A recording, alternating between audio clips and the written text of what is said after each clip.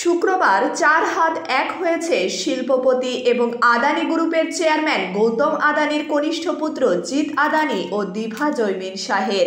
Diva বিখ্যাত হিরে ব্যবসায়ী জৈমিন শাহের কন্যা। বিয়ে উপলক্ষে আদানি পরিবারে খুশির চমক।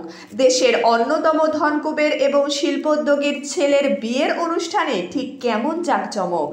আম্বানিদের মতোই আদানির কনিষ্ঠ পুত্রের বিয়ের আসর গুজরাটেই বসেছে, তবে সেটা জামনগরে নয়, আমেদাবাদে।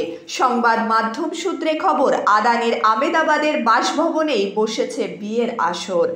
গৌতম আদানি এক্স হ্যান্ডেলে লিখেছেন, জিৎ এবং দিভা বিবাহ বন্ধনে আবদ্ধ হয়েছে। প্রিয়জনদের শুভকামনার মধ্যে দিয়ে বিবাহ অনুষ্ঠান শেষ হয়েছে।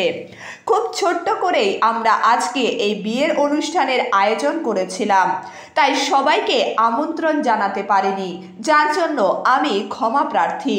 আমি জিৎ এবং দিভার জন্য আপনাদের সকলের কাছে আশীর্বাদ এবং আন্তরিক ভালোবাসা কামনা করছি। গত মাসে কুম্ভ মেলায় গিয়ে গৌতম আদানি বলেছিলেন তার ছেলের বিয়ে খুবই সাধারণভাবে এবং ঐতিহ্য মেনে হবে।